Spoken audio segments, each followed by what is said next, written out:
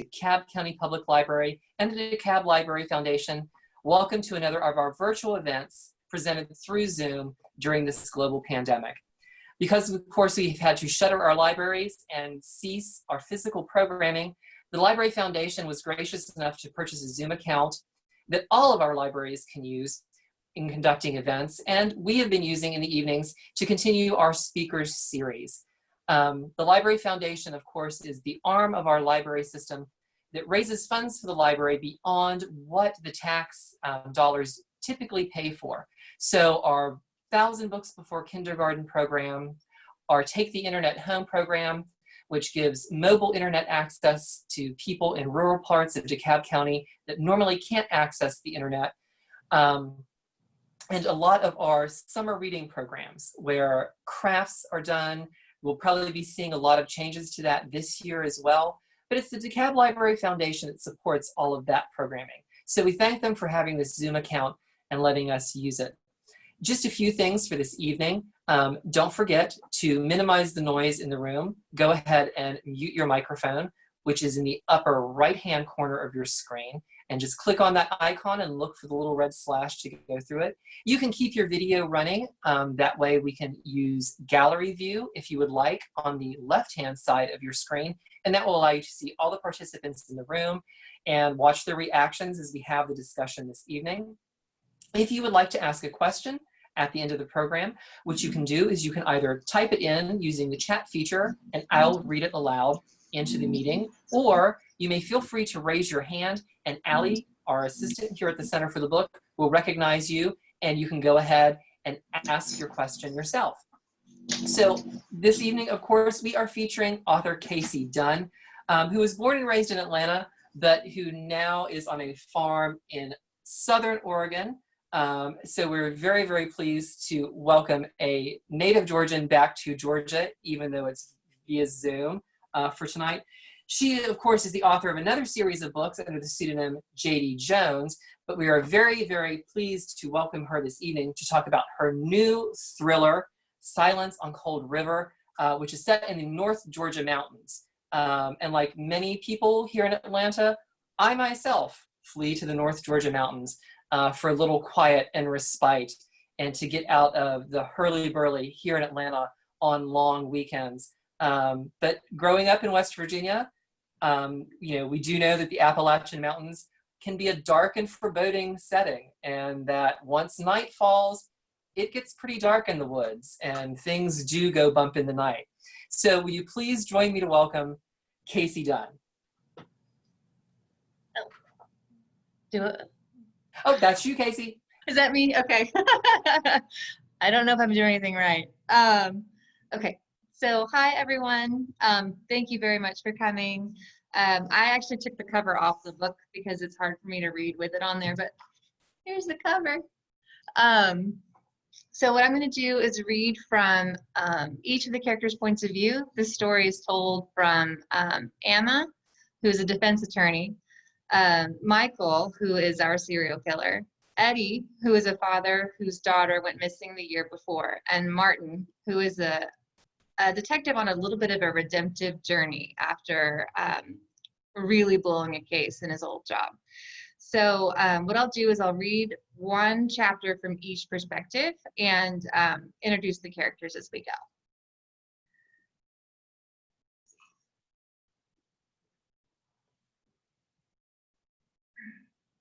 So our first chapter that I'm going to read is Ama, and she's our defense attorney. My town is a fictitious town in North Georgia called Tarson, and she began her career there. And after a very unsettling case where she actually won and maybe didn't want to have won, she kind of reinvents herself in Atlanta. She's still a defense attorney, but she wants to leave all of that behind. So I'll start with her.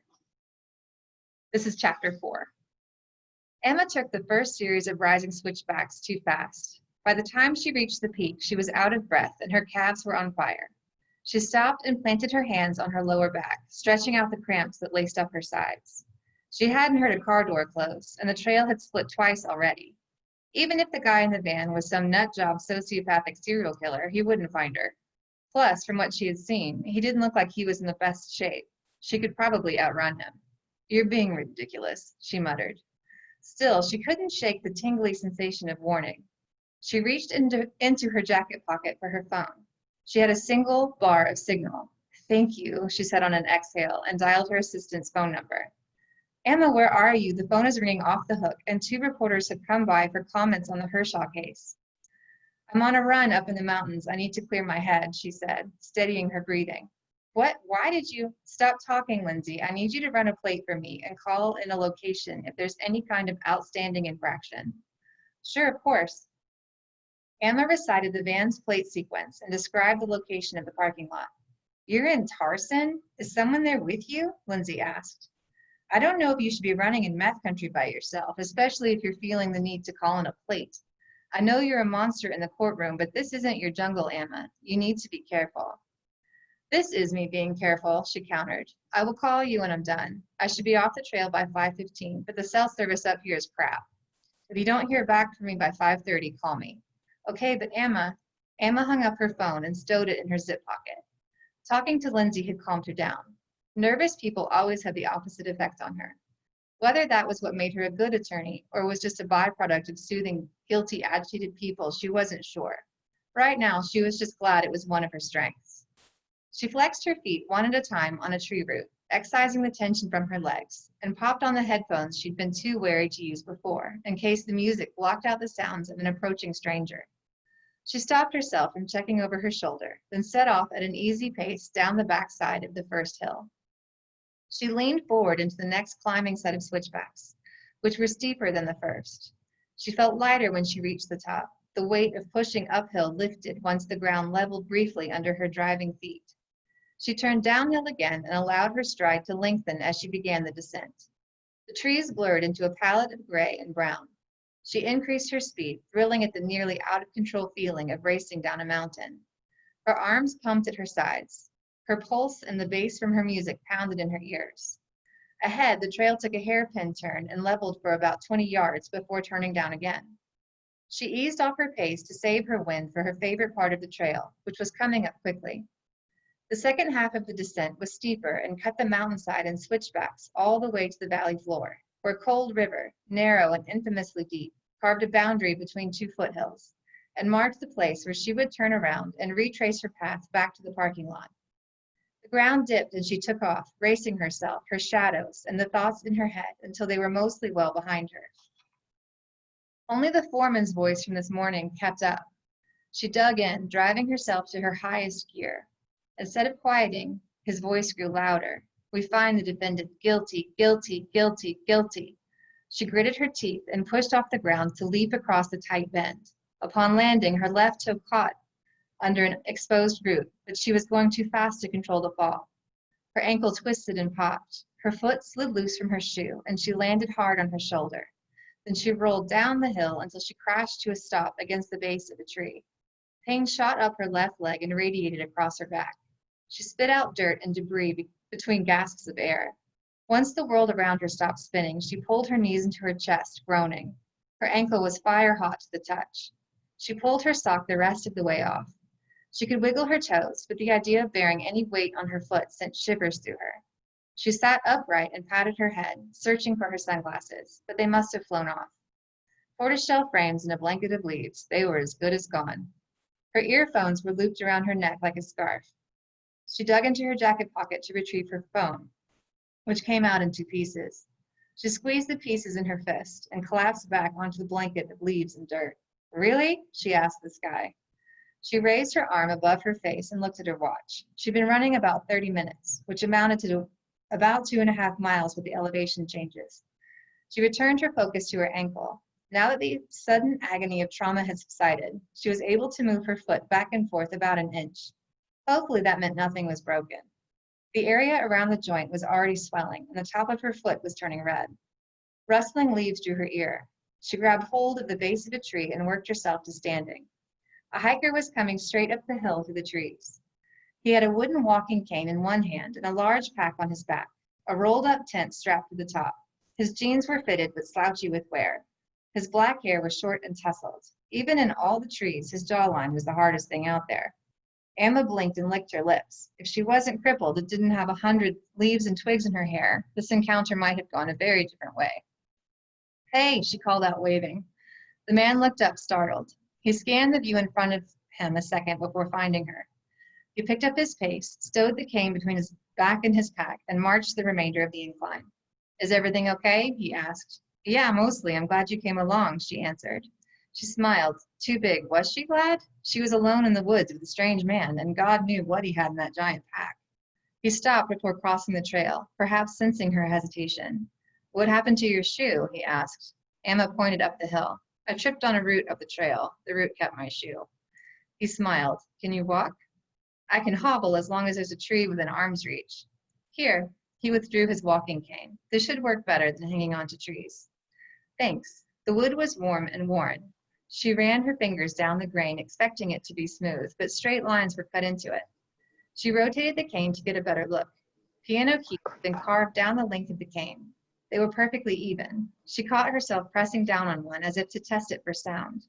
This is incredible. Did you do this? She asked. He nodded.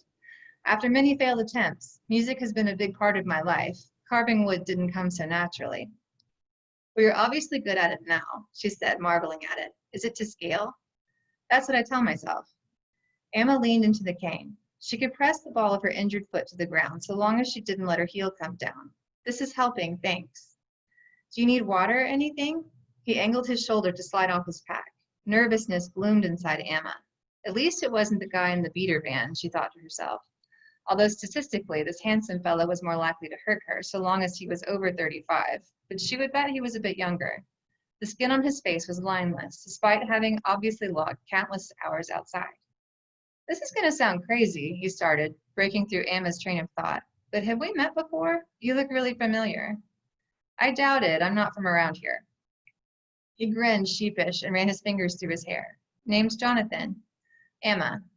Ama, I haven't heard of many Amas. He cocked his head to the side. Family name? It's a long story, she said, irritation rekindling in the furnace of her ribcage. The short version is that my dad was an Alabama fan, but my mother wouldn't let him name me Bama, so they agreed on Ama.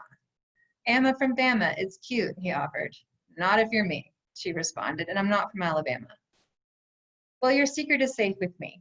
He raised his fingers in some kind of salute. Have you called for help, Ama? She nearly answered with the truth. She pressed her lips together, reconsidering in an instant. I called a friend. He's on the way now. I'm supposed to meet him at the south trailhead, she lied. Jonathan stared up the hill. If you stay on the path, there's going to be over a mile to the south entrance. I know a more direct route. The first part will be tough. He paused, motioning to her foot, because it's almost straight down. But it won't be so bad, and it'll be half the distance. Ama glanced at her watch. If she stuck to the path and hobbled, it could take her 2 hours to get there, and she wasn't sure she had 2 hours of daylight left. While a direct route would cut down the distance, Ama was nervous enough at the thought of staying on the path with a complete stranger, much less wandering blindly through the woods. He seemed nice, but she'd met enough criminals to know they typically shared a charming personality. Actually, I'm feeling a lot better. You need to get where you're going before dark, and I can make it. She forced her left foot mostly flat against the ground, grinning to cover up the pain shooting up her ankle. Not to be weird, the situation is just weird, he finished for her. I get it. Here. She tried to hand him the walking cane, but he took a step back, shaking his head. You need it. I can make another. I can't take this. She gripped the end and extended it out to him. It's special to you. How many miles has this thing seen? It's seen a lot. He smiled and gingerly took hold of the opposite end. Well, take care, Ama, and make sure we don't meet like this again, he said with an easy laugh. I'll do my best. Enjoy your hike. She slid her feet forward a step, forcing herself into movement. I will, he called at her back. She waved over her shoulder, continuing for a solid minute before glancing behind her. He was gone. She was already exhausted, and she'd only made it 30 or 40 yards. How the hell was she going to make it all the way back? Hey, Ama. Jonathan's voice came from close behind her. She pivoted on her good foot and grabbed a tree to keep from going down. God, you scared me, she said, glaring. Didn't mean to. I just thought you'd make it farther with both shoes, he said, producing the shoe she'd lost at the beginning of the fall. The top of her pepper spray was still attached to the laces, but the rest of the bottle was gone. Sorry, it's been a rough day, she said. We've all had those. He tilted his head to the side. And we have met before, I remember now. It was at a martini bar in Atlanta a couple years back. It was fall. They had trees on the patio with the most yellow leaves I'd ever seen. I asked the waiter what they were. He said they were ginkgo trees. Do you remember them? Do you remember me? Emma forced herself to swallow. How many hotel bars had she been in? How many times had she ended up in a room that wasn't hers for an hour or two? She cleared her throat. I'm sorry, I don't. It was a couple of years ago. There was a piano player. He wasn't very good. You went up and talked to him. Emma startled, stricken with recognition. He butchered Stairway to Heaven. She laughed and shook her head. Did you buy me a drink? No. The expression on his face changed like clouds passing over a once clear sky, blotting out the sun. I was the piano player. You said you'd give me all the cash in your wallet if I'd take a 20-minute intermission so you could finish your drink in peace. You said it looked like I was out past my bedtime. Your business card was mixed into the bills. That's where I remember your name from. Do you remember me now? Oh my God, I'm so sorry. I'd had a lot to drink. It was a bad night. The memory came rushing back. The entire firm had gone out to dinner at Olive after the conclusion of the National Association of Criminal Defense Lawyers Conference, and she found out she'd been passed over for partner. She drank her way to the bottom of a row of dirty martinis to dull the frustration. When that hadn't worked, she took it out on the mediocre piano player. Now Jonathan wasn't just a stranger in the woods. He was little more than a stranger with a reason to hate her. The adrenaline surging through her numbed her injured leg to a degree, but she knew she still wouldn't be able to run on it. She backed up a step and her left ankle threatened to buckle. The trail was morgue silent, and the sudden heaviness in the air had brought a hush over the usual chatter of birds. You must have a lot of bad days and bad nights, Emma, and you carry a lot of cash. He mused as if he hadn't heard her. That's not safe, Emma. I was a total asshole. I'm sorry. It really wasn't about you. If I could go back to that night, I'd smack myself. Is there anything I can do to make it up to you? Her mind raced. She didn't have any cash on her, and she wasn't wearing any expensive jewelry. She had nothing to barter. Stop saying sorry, he barked, his calm demeanor splintering for a second. Don't say sorry, he repeated, regaining his earlier tone. Say thank you. This is where you say thank you, Michael. Michael? Emma swallowed hard. Familiarity washed over her. Why did that phrase hit her straight in the gut? Before she could respond, Jonathan brought his cane behind his head and swung hard. The thicker end connected with Emma's temple. The woods went bright white in front of her eyes, and a dull crunch filled her head. She was unconscious before she hit the ground. So that's where we will leave Emma.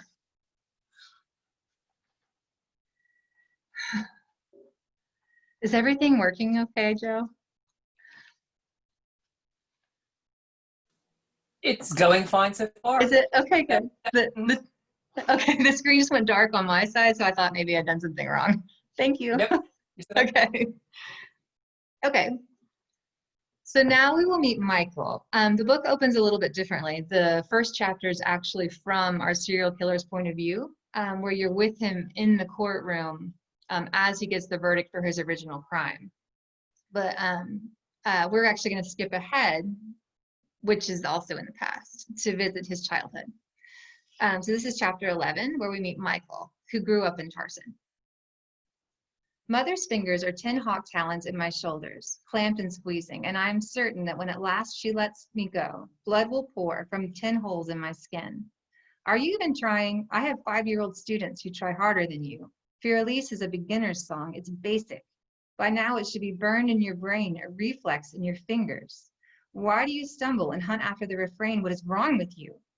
Her voice fills the room. She curls her stature over me in a cobra's arc, her fangs and tongue an inch from my ear, and yet still she yells. When will father be home? I mumble.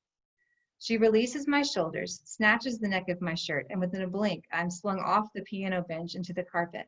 My face finds the floor first, and my wrist twinges underneath me. Get out of my sight. Go ahead, run to your father. She glowers down at me, lips pulled back, brown eyes cut to slits. Her gaze falls on my cheek, where the rough carpet has rubbed a warm, stinging place. You better tell him you fell. I scramble to my feet and bolt through the door. My feet are bare, but the ground is dry, the August sun unrelenting overhead.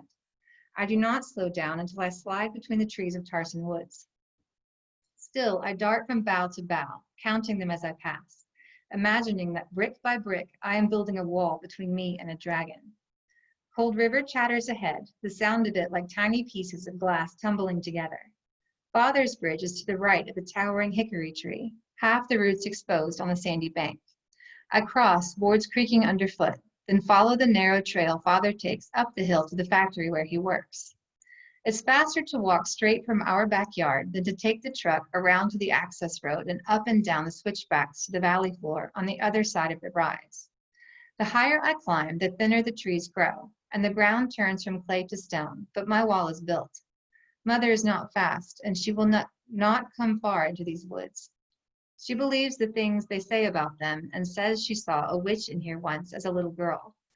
Between the two of them, I'd rather face a witch, so I take my chances. I pass a hollowed-out tree I often hide in to wait for Father to come whistling through the woods. The path turns downhill and I run, roots stabbing against the balls of my feet, strands of blackberry bramble nipping at my shins. At last I reach the chain-link fence. It stands twice as tall as me. Beyond it, rising from the valley floor like a gray fortress, is the factory.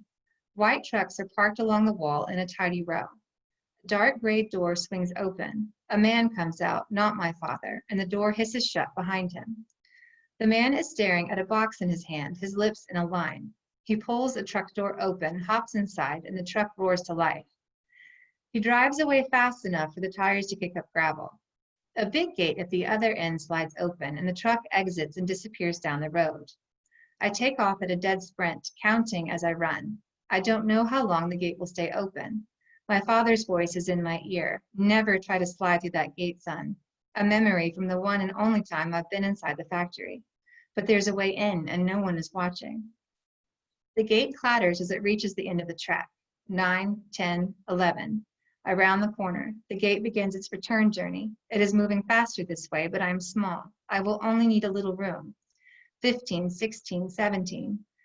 The metal post seems to speed up the closer it gets. The gate is a jouster's lance, the post a competitor's body, and it is coming, coming, coming.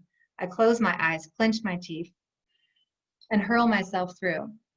Behind me, the gate bangs on impact as it meets the post. I catch my hands on my knees, heaving, sweat trickling from under my hair. A group of men comes out of the door, paper lunch bags in their fists. Their voices are a storm of sounds, eyebrows knit, eyes dark. Everyone seems to speak at once, but no one looks at one another. They take turns glancing back at the building behind them. The tallest one swings his gaze ahead and catches sight of me. What are you doing here? It is the voice of Mr. Bill, my father's friend from work. He brought me a deck of cards for my last birthday, and he is the only person allowed inside our house, aside from Mother's students. I freeze. I should have waited out the day in the woods, thrown rocks in Cold River, built another fort from fallen limbs where I could hide from Mother and sharpen twigs into something more useful. They make it easier to pry skin from something dead so I can see what's underneath. I have rinsed bones clean in the river. I have watched slime and maggots wash downstream, revealing the lines of muscle chewed and pocked. I have seen guts, still warm and fresh and firmer than I thought they'd be. It is easier to split a worm than an intestine. I wish I had a stick now. My mother has warned me that a man's rage is worse than hers, a tornado by way of comparison to a warm spring rain. I have yet to see it, but my mother has never been one to lie. Save the story she has me tell when I have a new bruise or welt. They're to keep you safe, she says. Otherwise, they may take you from us and put you in a group home with other boys, boys bigger than you, with a dirty kitchen and slimy dishes, with reeking toilets that don't flush. The seats covered in yellow film and streaks of brown crust, and an empty pantry, and no beds, just blankets on the floor, musty and full of holes.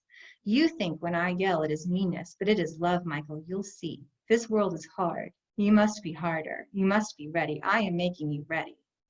These rolling thoughts condense into a single vibrating, squealing note.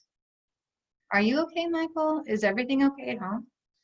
Yes, Mr. Bill, it's my father here. Should be coming out any minute. They're having us take an early lunch. You know how your dad is, though. First one in, last one out, I finished for him. Mr. Bill eyes the factory and returns his focus to me. Why don't you wait by the fence? I back up until I feel the chain press against my shirt. The door swings open again and my father lumbers out. "We got it," I hear him say to Mr. Bill. Mr. Bill looks up at the sky for less than a second and points in my direction. "You have a visitor today," he says. My father's gaze follows Mr. Bill's finger. He puffs up with the breath, his hands on his hips, and walks in my direction, his strides longer and more hurried than usual. I would back up farther, but there is nowhere to go. The fence is at my back, the gate locked shut, and I wonder if this is the storm, if he will brew and blow and thrash like I have never seen before. "Come with me," my father says when he reaches me, his hand firm on one of my shoulders, and the sore places Mother made earlier throb with warning. He steers me away from the big gate, toward the back of the factory. A walk-through gate is cut into the fence at the back corner. Dad pushes a button. Something makes a clicking sound, and the gate pops open a sliver. He is going to march me home, straight to Mother, and the two of them will be a hurricane. Instead, we walk across the factory, over a mound, through a line of trees, and stop at a metal plate that reminds me of a sewer cap. "I want to show you something. It's underground." He bends down, twists the cap, and casts it aside. I peer over the ledge, but all I see is darkness. "There's a ladder. It's easy to climb. I'll go first, then you follow me," he says, and lowers himself into the hole. I sit and swing my legs over the side, feeling for the metal with my toes before turning around. "That's good. Keep coming," Father calls from below me. I move hand, foot, the metal slick with a thin coat of moisture, and count the rungs as I go. There are 9. Then the floor, which feels like concrete on the ball of my foot, not the cold, damp earth I expect. I hear the creak of a doorknob being twisted, the flick of a switch being moved, and the dark is overtaken by a fluorescent light. Beyond the door is a little room, not even as big as my bedroom, with a tall square table and 4 chairs. Most of the walls are covered in metal cabinet doors. 2 of them are painted white, the rest are silver. The floor is bare concrete. "Where are we?" I ask. "This is kind of like our clubhouse," Father says. "We make something powerful in the factory." "Like magic?" "Sort of. Yes, actually, like magic. Magic can be good, and magic can be bad." "Sure," I nod. "Sometimes the magic goes badly. Like today, some magic snuck out, and it wasn't supposed to. So we all have to leave for a little bit until they figure out how it's getting loose. Mr. Bill and I made this place in case we need to be close enough to help catch the bad magic, but we also need to be safe, because magic can hurt people just as much as it helps. We're learning how to only do good, but it takes practice, and practice means mistakes." My stomach turns to stone. Mother would not agree, and I'm grateful she is not here for more reasons than one. "What happened to your face?" Father asks, cupping my chin. "I fell on the way here." He holds my head steady. Why did you come? Is your mother having a bad day?" "I made a lot of mistakes." He kneels in front of me so he's looking up at me, and in this moment I feel taller than the factory outside. "You don't have to play piano if you don't want to. There are other things. Your mother, ever since she lost the baby, music has turned into a kind of child for her. She nurtures it, protects it. Music and that damn piano mean too much to her, but there's no convincing her of that yet. She'll come out of it, she will. But she shouldn't yell at you like she does, and I'll talk to her about that." "Please don't." He exhales and looks me plainly in the eyes. "Okay, I tell you what. This weekend we'll make you a clubhouse in the woods too, a place you can go." "Just like this one?" A faint smile touches his mouth. "This one took a lot of time, a lot of money, 2 grown men, and a year. It's bigger than it looks. There's a door behind the ladder we came down that goes to the basement of the factory. The white cabinet doors open to a tunnel that leads to an old mine shaft. If you follow it all the way down, you'll pass a well I dug, and then you'll come out right at Cold River." "Can I play here?" "No, son, now this is important. No one else knows this is here. Just Mr. Bill and me, and now you. It's a secret. We're going to cover the top soon, and you'll have to dig it out. Memorize where it is, okay?" I nod and then ask, "Why does it have to be a secret?" He looks at me for a solid 3 seconds. "Because most bad guys have no idea they're bad," he says. "This factory is doing good for the town and for us, but that magic we're making, sometimes it's more like a dragon. Sometimes I worry it'll burn this whole town to the ground." Okay.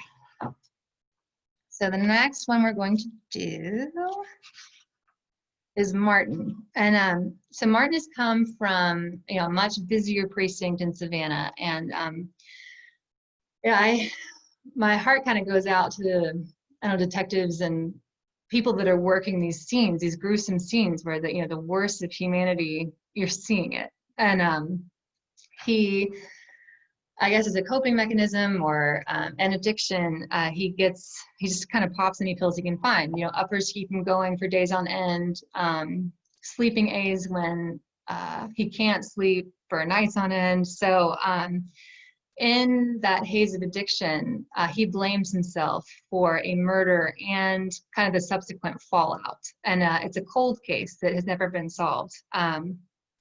That the last clue from the case was actually very close to Tarson. So when he was fired from or let go from the precincts in Savannah, he didn't want to go to Tarson, but that was also the only place that was willing to take him. So you know, he's kind of struggling with the idea of fate, which Michael does too. Am I supposed to be here? Should I have run in the other direction?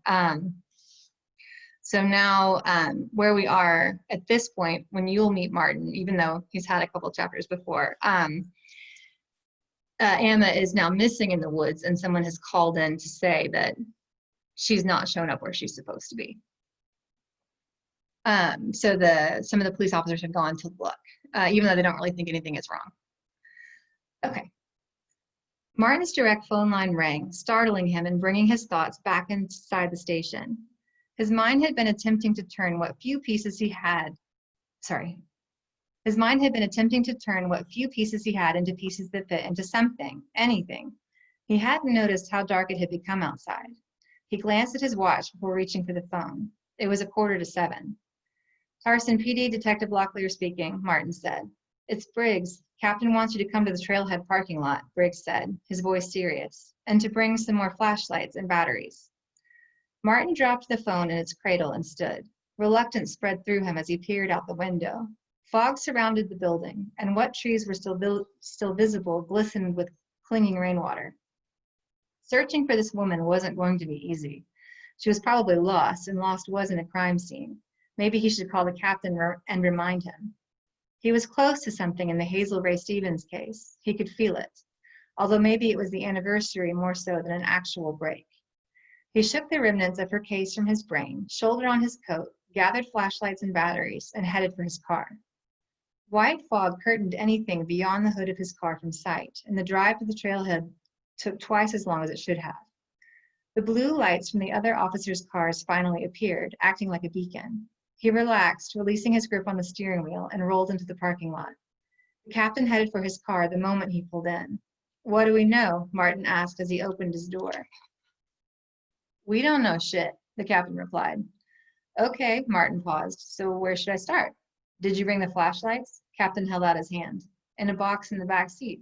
Martin pointed behind him. Well, congrats on a job well done. Go home. We'll see you in the morning, Captain said, retrieving the box from Martin's car. Martin opened his mouth and closed it, shaking his head. He didn't know what irritated him more. One, that they'd come to search for a woman in the woods at night with no flashlights, or two, that the only reason they asked him to come was to bring the flashlights they forgot. What are you going to do? Martin asked.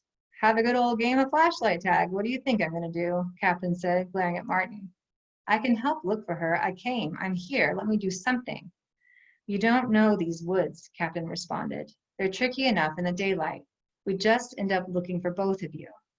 Can I at least look at her vehicle? Martin pressed. Be my guest. We don't have a warrant, and I already have a headache, so don't do anything stupid, he said. Noted, Martin answered, and headed for the city girl's car before Captain could change his mind. He pulled a small flashlight from his pocket and shone the beam through the driver's side window. A pair of jeans and a black sweater were folded on the passenger seat, black leather heels tossed on the floorboard. An unopened bottle of smart water rested against the chair back. She hadn't taken water on the trail with her. Martin's ex-wife had been a big runner. He always knew when she planned to run longer than an hour because she'd take water with her in one of those fanny packs she'd swear wasn't a fanny pack. If the run was going to be an hour or less, she'd fill a thermos with ice and leave it in her car. He glanced into the back seat. Manila envelopes lay in a stack behind the driver's seat. The corner of a Louis Vuitton briefcase peered out from under a gray hooded sweatshirt. Her purse was visible on the opposite seat. Something about this seemed careless. He didn't know anything about this woman, but if she was a city chick, she'd know better than to leave a purse in plain sight. Something must have distracted her, maybe a phone call or a text or a man sitting in a van. Martin glanced across the parking lot. An old white work van sat in the far corner, no doubt Eddie Stevens' van. Martin felt sure Captain would have noticed it. Maybe he was leaving it alone out of the same pitied reverence he'd shown toward the man earlier in the day. Yet here Eddie was, present at the scene of another possible abduction. Martin switched off his flashlight and walked to Eddie's van. He circled it once, scanning the ground for anything Eddie might have dropped.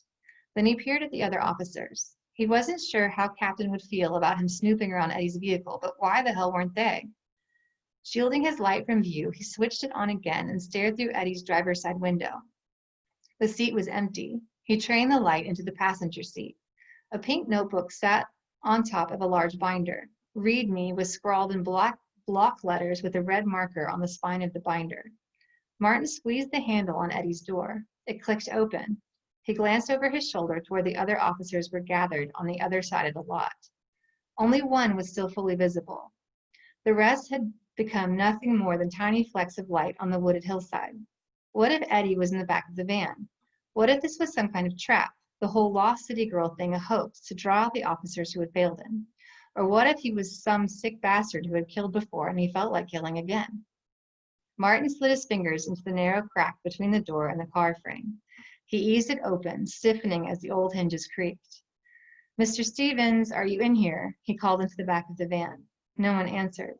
"Mr. Stevens, my name is Miss Martin Locklear. I'm a detective with the Tarson PD." Still no one responded. Best case scenario, the grieving father had drunk himself to sleep in the back of his van. Worst case scenario, he was lying in wait only a few feet away, or he was in those godforsaken woods with her. Martin shined his light into the back of the van. It was empty. He let out a breath. "Martin, what the hell are you doing?" Barrow called to him from a distance.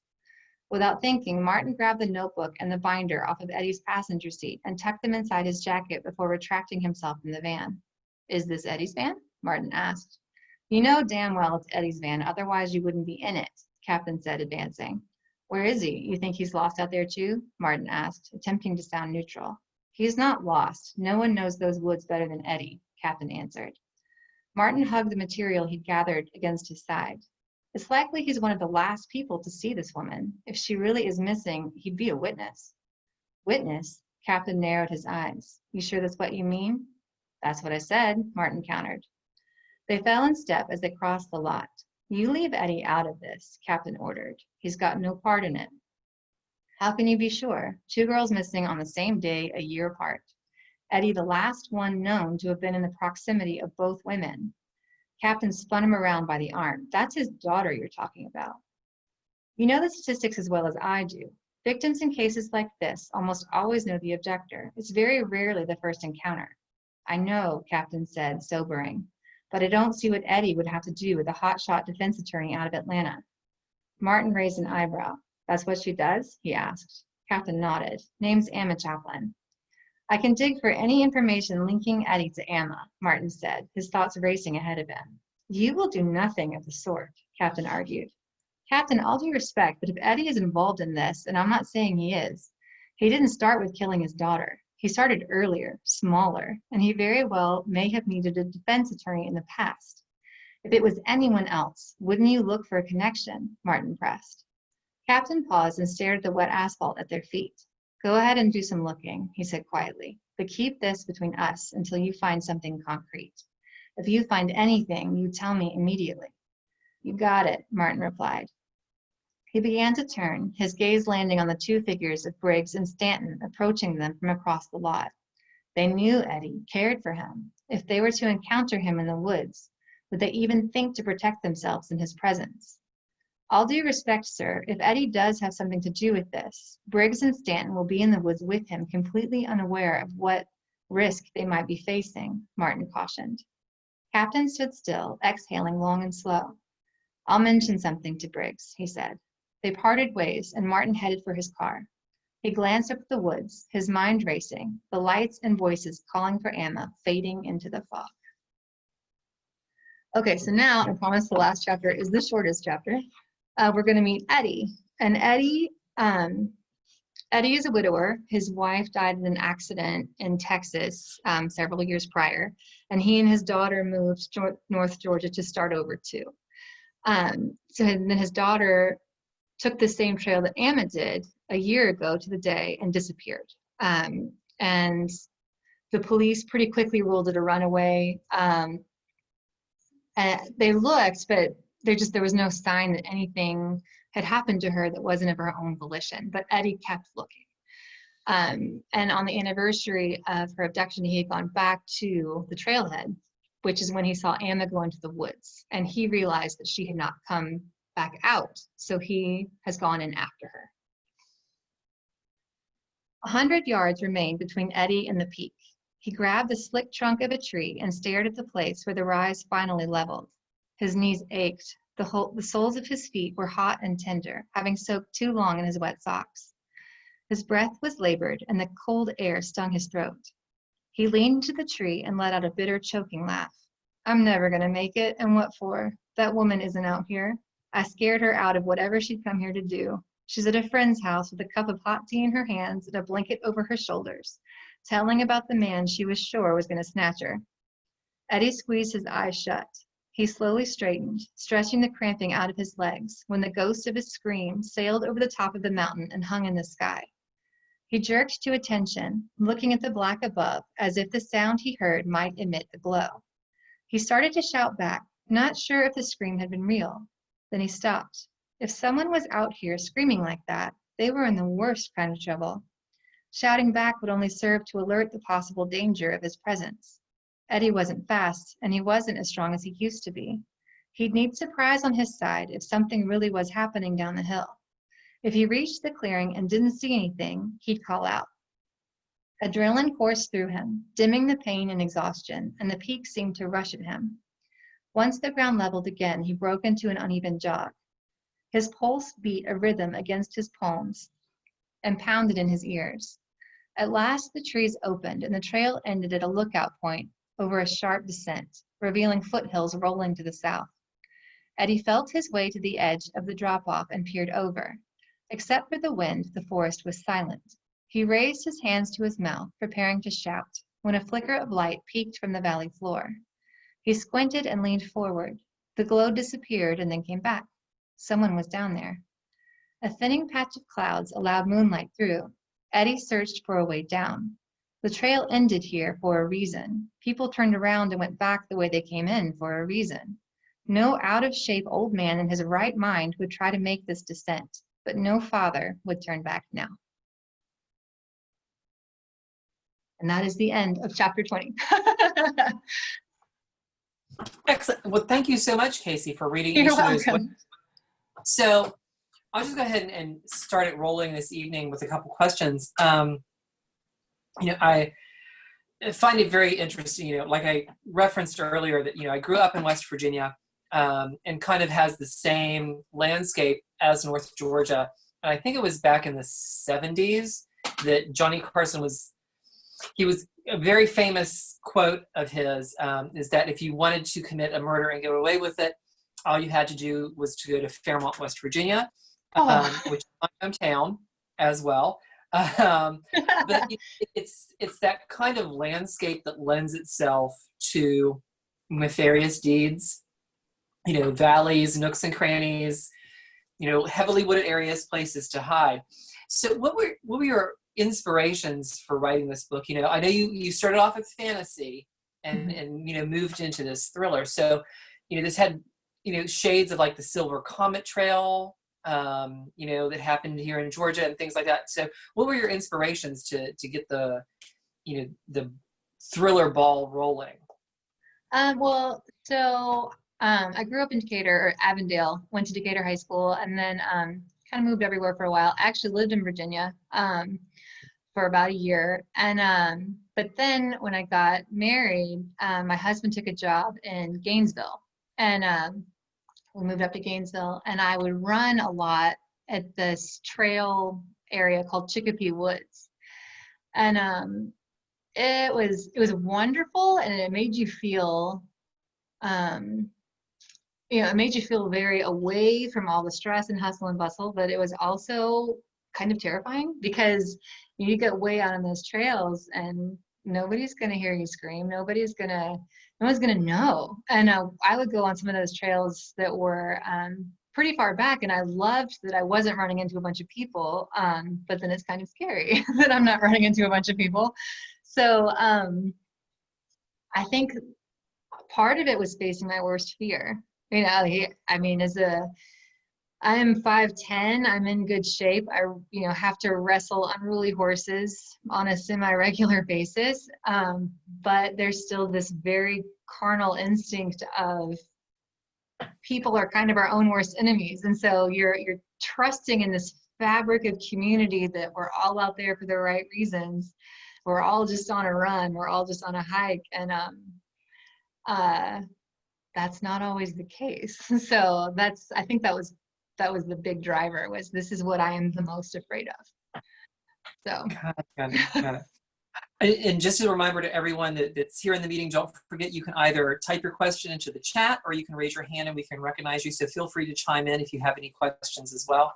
But also what I noticed too about the book, which by the way, because my roommate's not home, I'm not going to continue reading tonight. It's just not going to happen. I know my limitations. No, it's like I may live in Decatur, but the backyard is wooded, and we're waiting for the daylight hours.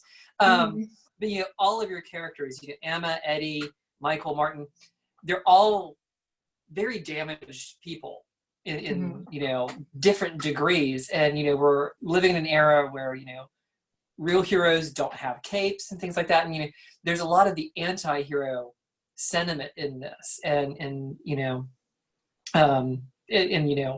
Ama is up in the woods because she just lost a case, and even Perry Mason lost a case, but she's admitting to herself that she doesn't really have a connection with people, and Martin of course has this burden on him, and Eddie is kind of doing this long line of mourning that's going on, and Michael has this very Deanne Arbus Night of the Hunter upbringing, and they're all damaged in this kind of thing. And it's like, what is that we as readers so easily identify with, that we sometimes find that the Superman, the Perry Mason, that character is just almost improbable to believe nowadays, and that Perry Mason has to lose a case to seem human.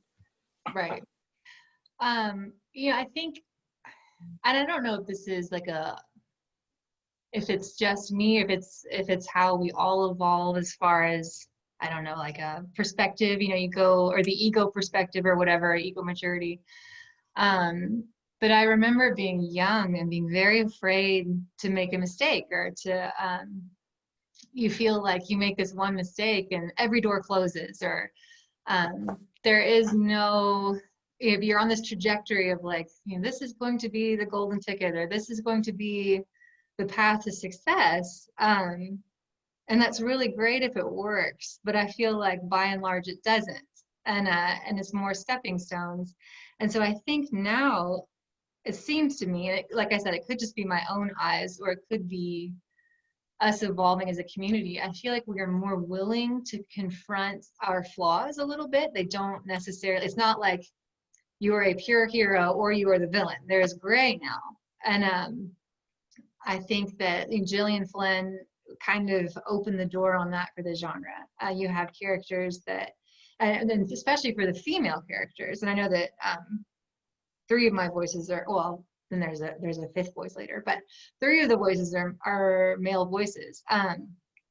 But to have, I guess, any of them that are kind of seeking a redemption and facing down their own demons, and owning their flaws in a way, like being able to look at yourself and be like, this is something that I have done wrong. We are all the villain in somebody's story.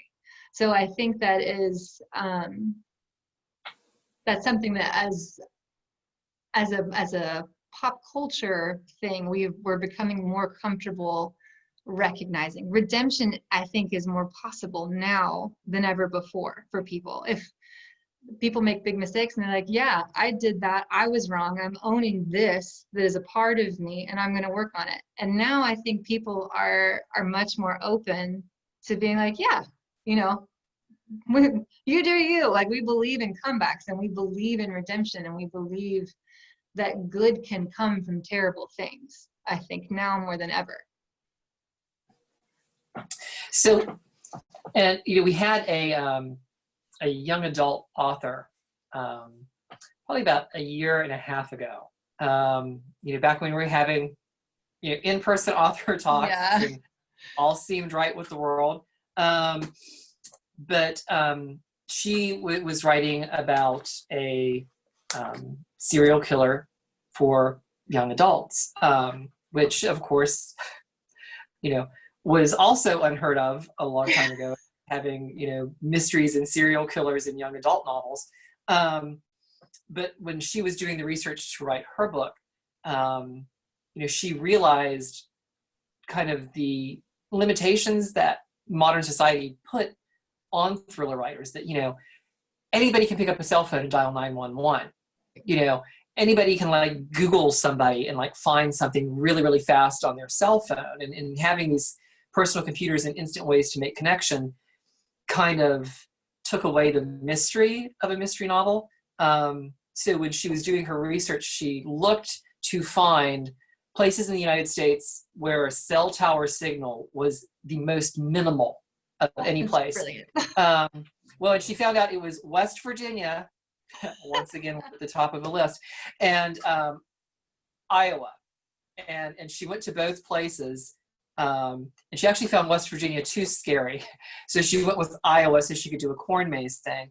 But, writing a thriller, and what kind of obstacles did you have, especially with cell phones, and how did you try and get around that, using the environment and other techniques? I definitely wanted to use the woods, make it feel very isolated, so there would be a bit of a limitation. And I set it back to 2006. So it's kind of in the advent of social media really taking off for adults. So I think there's a place in there where they're looking at her social media, LinkedIn. I mean, not that she would have had a MySpace page, but Facebook, and kind of seeing, but it really wasn't as pervasive as far as investigation then as it is now. And I'm actually struggling with that with the one I'm working on now. It's like, I can't, it's more of a mystery type. It's a whodunit. And it's so easy to find people now. It's so easy to track, not to track people down, but I mean, if you want to stalk people, it's really not that hard. So it's a lot harder now with that. So it's a rural setting and bumping the time back where how I tried to make my job a little bit easier. Well, I noticed that too. I saw, you had like a Walkman in there and things like that. So, I mean, there were nice little clues to kind of put you in that space that, this is not going to be that easy. And, Right. I mean, I don't think anybody worries about cell towers anymore. No. They are where they are. So, Allie, do we have anyone chiming in with a raised hand? Unfortunately, I can't see the raised hands on my end, but. No, there aren't any. Okay, excellent. Well, other than the inspiration story, what do you, because as I mentioned, you have a trilogy of fantasy books. Actually, and then there's a prequel to that you did recently as well. Right. So how do you rewire your thinking going from fantasy to a thriller? And, after doing this, I know there are very, very strict rules for each of those writing communities as well. And, some people are hardcore pure fantasy people, and, there's different kinds of mystery, cozy mystery and this kind of thriller. So how do you sort of, find the way between the two? Or is it just great to not have to think in that community for the time being when you're in a thriller frame of mind? I think for me, I started with fantasy because I think 2 reasons. One, I was a huge Buffy the Vampire Slayer fan growing up, still am, like for life. A lot of us Um, are. A lot of yeah. us are. And then also I think going back to facing my fears, I don't know that I was really ready for the monster to be a person. So in fantasy, we can kind of confront really horrible things about humans and about society in a way that feels separate. Where when you're going into a thriller, the monster is a person, and that was something that I feel like if you're going to write about something, you have to be able to do it without flinching, and I wasn't ready before. So I think the fantasy books were a great training ground because you have like it's world building, which isn't quite as important with thrillers, but action is so important, and you're going to have some epic battle scene, and you have to come up with weapons, and you have to come up with all this stuff that doesn't exist and make it make sense. So it was a really good training ground to take that, and then with thrillers, it's very action based, at least at some point. And then what I realized about my monsters in the fantasy novels is that the worst parts of them were very human.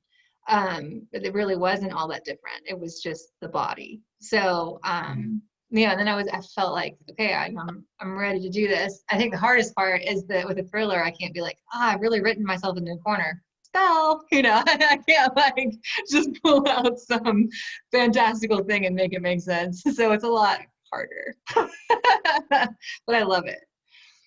Well, I mean, and it sounds like the next one that you're working on is also a mystery, but more of a Yes. whodunit, not of It's a a whodunit. Yeah, a whodunit. You don't know who the killer is, and it's hurting my brain. But if I can pull it off, I'm hoping it'll be really good. So you're going to continue down this path, mystery thriller path for a while? Yes. It's I didn't know what this was, but when I got with what was accepted with this agent, she was like, I love Southern Gothics, like, because it does kind of Southern Gothic. I didn't even know what it was, but and macabre, and it's like the fringes of reality. So I think the fantasy background really helps because, in Cold River, yes, it's people, yes, it's a fake real town. But there is this element of something extra that there's, call it some kind of force of nature or evilness or whatever. There's this pervasive, invisible thing that has puppet strings in some things. And so even though it's not fantasy, it is real, it has this vibe of not quite right. So that seems to be my happy place. Got it. So, I mean, and now granted, your book has been released during the pandemic, and, we're doing a virtual event and things like that, but, have you had, because, you grew up in Georgia, have you had anybody looking at the book going, oh, I know where that's at, or, oh, you wrote that character, that's this person, that's this person? Yes, actually. And I didn't know it at the time. It just like, I don't know. You think that you'd remember names forever and ever and ever. And it was so funny because a friend of mine from high school was like, did you like think about this after the fact? Because there's this character, it's a very small, like minor character, but he's very warm and fuzzy, and having him in there like was very comfortable for me. And I had named him after my geometry teacher from high school, who I loved and didn't even really realize. So it was funny. So, yeah. Well, does anybody have anything, since we are approaching our hour and things like that, anything from any of our audience members they would like to ask before we wrap up tonight? Hi, Mom. Hi, Dad. Hi, Betsy. Yeah. I wondered who was on the screen that left their video on, and I was like, so now we know. I know. Excellent. Well, I mean, I thoroughly enjoyed the book. I mean, it's right up there, Cold River is, it's, like Grant County for Karen Slaughter. And Thank you. I Those think Ama is going to be like a new Casey Milhone for a lot of people. I hope you continue down the path with it. Thank you. And and yes, real quick before I wrap up, the recording will be posted. Allie will kind of like do a little bit of minor editing to it, and we'll post it tomorrow on Facebook, and it can be shared far and wide. Yep, Allie said tomorrow on our Facebook page. So feel free to share it around. And Elle Cheney said that they say hello and they're excited for your next book as well.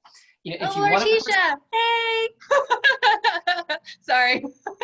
Not a problem. It's casual and friendly now. The book, the interrogation is over with. So let me see who else, because I have my chat notifications. Yep. But also Allie posted in the chat notification, and we'll post it on our Facebook page and with the event. If you would like to purchase a copy of the book for tonight, Eagle Eye Bookshop is the bookseller that we've tapped for tonight. So the order link is there. You can just hit the order link and they will mail a copy to you. They're one of our local independent bookstores here in Decatur, Georgia, and they have been staying open and doing books by mail and curbside pickup like many of our stores. We've always told people to support our local and independent bookstores. They do such a wonderful job. We have so many here in Decatur. There are so many Black-owned bookstores here as well, and we encourage you to shop from them, and just do your bit. Some of the big bookstores are great too, but it's our little mom and pops that have been mailing books off, and actually one bookstore physically delivers books to your doorstep and just drops them in a little bag at your door, and it's a nice, lovely little surprise when you get a ding on your cell phone from them. So thank you all so much for joining us tonight. We hope you continue reading. We hope you continue to read our great Georgia authors, because they are out there doing some great, great things. Casey, thank you so much, and we hope you have a wonderful career in this new genre that you're embarking on. Thank you. Thanks so much. We'll see you all soon.